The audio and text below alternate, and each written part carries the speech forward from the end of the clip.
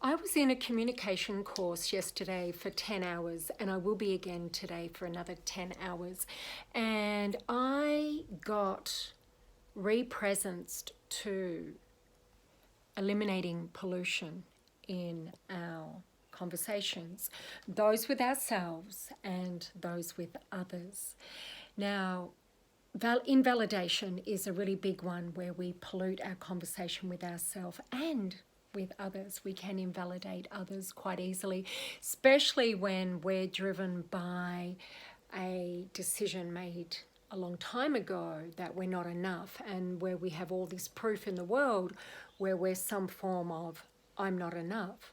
Invalidation is something I see on the speakers circuit. Even with professional speakers, it filters through. You can see it. No matter how beautifully scripted their talk is, and no matter, even if they're confident and really in the room with the listeners, I can really see where the invalidation is running in the background of their inner narrative. So one of the things that I work on specifically is growth mindset as the platform for public speaking or speaking in public. And when I say speaking in public, we all speak in public, and we all benefit from tapping into our authentic presence, our authentic confidence, and being able to fully self-express what's right there for us, whether that's that one important person or a room of 1,000 people. And I've spoken on the stage at Federation Square to over 1,000 people, and I had nerves, and it's like a natural physiological response to I don't know what's going to happen, that uncertainty. But I'm really good with being okay with that discomfort and getting comfortable with that discomfort. But I wasn't overtly nervous. I didn't feel anxious or like I was going to stuff it up or I wasn't enough, because I've done the work and I was really in the room, and none of that inner narrative that gets triggered from our history, all of those beliefs that we absorbed and adopted, all of that stuff that we tell ourselves in the background because it gets triggered. Being conscious of that, you don't need to be run by that. And you can really be out here in the conversation with the audience, getting your message to land. And any physical sensations just have their natural evolution. They just rise and they're in full manifestation, and then they dissipate. It's that easy, but it takes practice. What do I want to tell you about polluting conversations? Invalidation.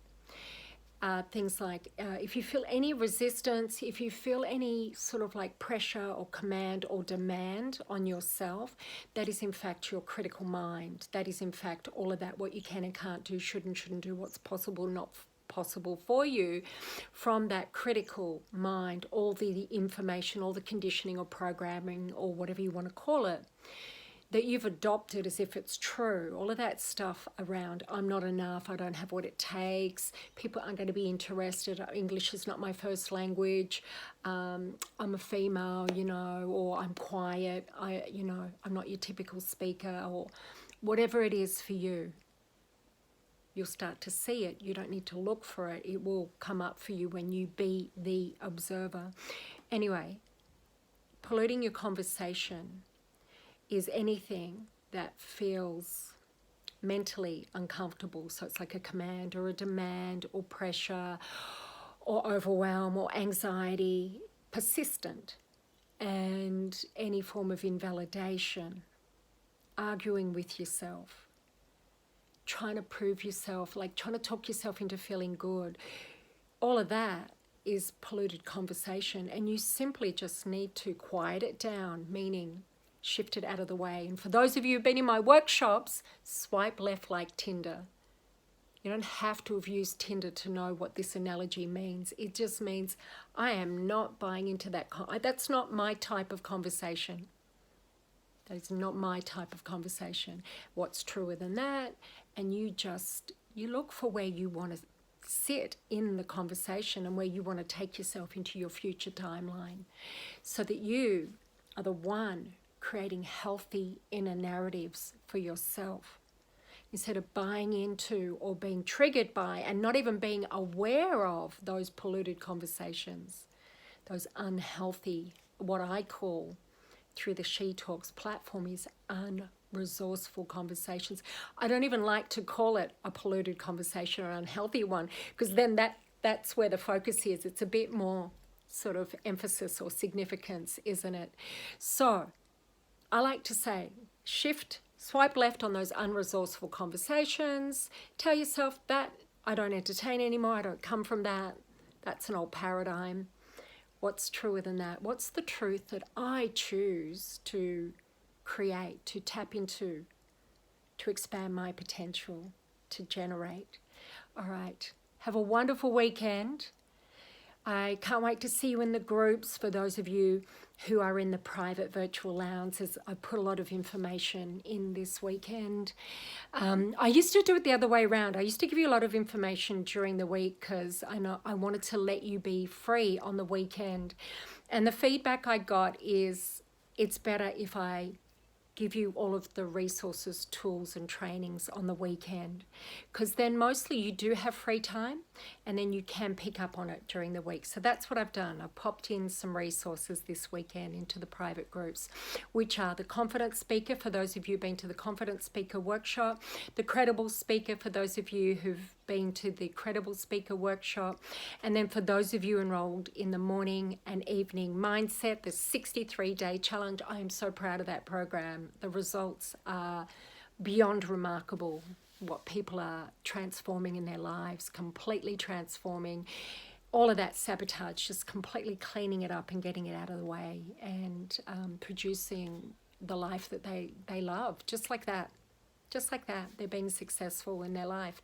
So if you're in any of those groups, go in, check out the resources, and please comment, be part of the group, be out there in the world, be in the conversation, be in action instead of in here, in your head, in your home, and not part of the momentum which allows you to further expand. Also, for those of you who are not in the private groups, come along to the She Talks, Her Speaker's Journey Facebook page and Instagram page and enjoy the insights that are there. Or come along to the to the website. It's my old website. I built it. It's okay, but it's pretty basic. I have a beautiful, gorgeous website that's at the standard of the likes of Anthony Robbins. And I have lots of beautiful portals with resources and loads of free. And then there's all the free stuff for if you're in the Confident Speaker as a member, if you're a member of the Credible Speaker, if you're a member of She Talks Morning and Evening Mindset, you get free resources inside those portals. And I can't wait. I got I have so much to share with you and give you. All right, my beautiful, lovely starshine individuals, I will see you soon. We will have a get together soon once all of this COVID stuff settles down. Have a wonderful weekend. Go check out your resources. Check in and see if you've got unresourceful narratives for yourself and recreate the narratives that you want. You might not be getting up to speak on a stage, or you might not be doing that soon, or you might not have people you're talking to at the moment, but only prepare yourself prior to that and start creating those resourceful inner narratives that are going to take you into those conversations and on the stage. All right, all the best. Bye for now.